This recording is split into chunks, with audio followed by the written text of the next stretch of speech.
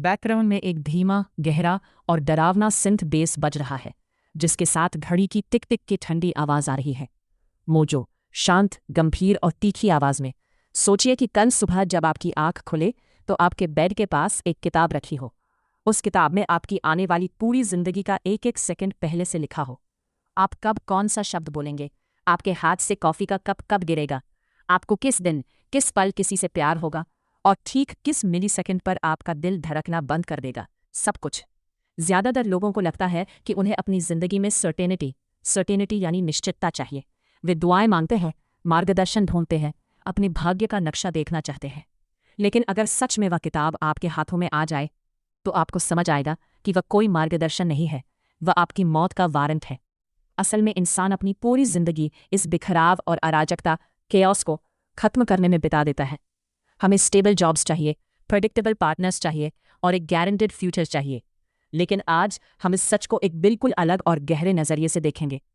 आज हम एक खौफनाक दार्शनिक सच का विश्लेषण करेंगे।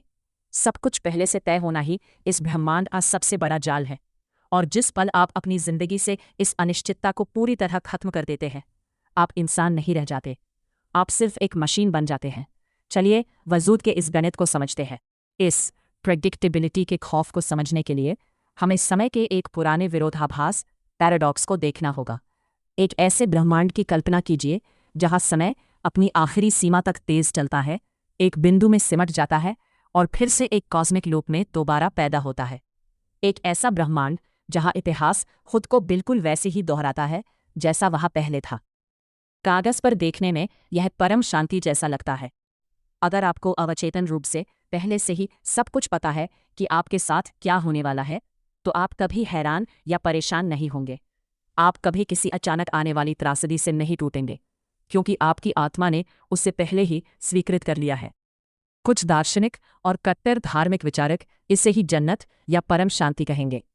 लेकिन चलिए इस सिस्टम की मनोवैज्ञानिक असलियत का पोस्टमार्टम करते हैं। अगर आप जानते हैं कि अगले मंगलवार को ठीक दोपहर 4:15 बजे आपका पैर बर्फ पर फिसलेगा और आपकी कलाई टूट जाएगी, तो उस सड़क पर चलने का आपका फैसला अब आपका फैसला नहीं रह जाता। आपका डर अब असली डर नहीं रहता। आपका सर्वाइवल इंस्टिंक्ट, जिंदा रहने की इच्छा, पूरी तरह बेकार हो जाती है। जब आप जीवन से इस अनजान, अननोन पहलू को हटा देते हैं, तो आप इंसान की चेतना, कॉन्शियसनेस को ही छीन लेते हैं। बिना फैसलों के संघर्ष के आप अपनी कहानी लिखने वाले लेखक नहीं रह जाते। आप सिर्फ एक ग्रामोफोन की सुई बन जाते हैं जो उसी रिकॉर्ड के खांचे पर घूम रही है जिसे किसी और ने तैयार किया है। सब कुछ पहले से तय होने से मिलने वाली शांति मुक्ति नहीं है, यह आत्मा की उम्र कैद है। तो फिर इंसान का दिमाग इस जाल के लिए क्यों तरसता है? क्योंकि हम आराम, कंफर्ट को ही जिंदादिली समझ बैठने की गलती कर देते हैं। आइए देखें कि यह ब्रह्मांड असल में काम कैसे करता है। प्रकृति में जो सिस्टम पूरी तरह शांत, इक्विलिब्रियम हो जाता है, वो कानूनी रूप से मृत है। हार्ट मॉनिटर पर एक बिल्कुल सीधी, प्रिडिक्टेबल लाइन का मतलब होता है कि मरीज अब इस दुनिया में नहीं रहा।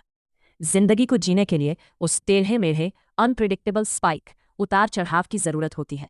वो इस अराजक बदलाव की मांग करती है। इसे एक सिस्टम की तरह समझिए।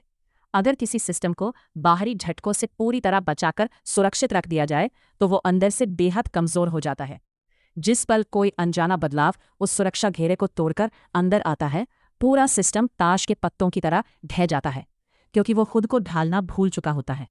इंसान का संकल्प, उसका चरित्र और उसकी बुद्धि किसी सुरक्षित और तयशुदा माहौल में विकसित नहीं होते। वे एक रिएक्टिव मैकेनिज्म है।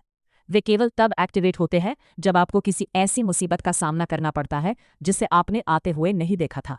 अराजकता ही वो भट्टी है जहां आपका चरित्र आकार लेता है। इसके बिना आपका दिमाग सिर्फ एक कच्चा, कमजोर लोहा बनकर रह जाएगा। यही से हमें दर्शन शास्त्र का सबसे बड़ा मोड़ मिलता है। जब आप अपने भविष्य की ओर देखते हैं और आपको कुछ पता नहीं होता, तो उस वक्त जो घबराहट और डर आपको महसूस होता है, वो आपके सिस्टम की कोई खराबी नहीं है। वो घबराहट असल में आपकी अपनी आज़ादी का वजन है। एक खाली, अनलिखी स्क्रिप्ट एक बेहद डरावनी चीज़ है, क्योंकि यह आपके वजूद को साबित करने का पूरा बोझ सीधे आपके कंधों पर डाल देती है। अगर इस ब्रह्मांड के पास आपके लिए पहले से बना हुआ कोई ब्लूप्रिंट नहीं है, तो इसका मतलब है कि आपको अपनी नींव खुद रखनी होगी, एक एक दर्दनाक ईंट जोड़कर। इसका मतलब है कि किसी चौराहे पर खड़े होकर आपका लिया गया हर एक फैसला सच में मायने रखता है। जब आप एक बहुत बड़ी असफलता के बाद दोबारा खड़े होने का फैसला करते हैं तो उस कदम का ब्रह्मांड में एक असली वजूद होता है। ठीक इसलिए क्योंकि उस फैसले का कोई सुखद अंत पहले से गारंटेड नहीं था। जिंदगी की खूबसूरती किसी तय पटरी पर दौड़ने में नहीं है, यह धुंध के बीच से रास्ता खोजने की उस डरावनी और रोमांचक सांस में है। एक प्रिडिक्टेबल, पहले से तय जिंदगी की दुआएं मांगना बंद कीजिए।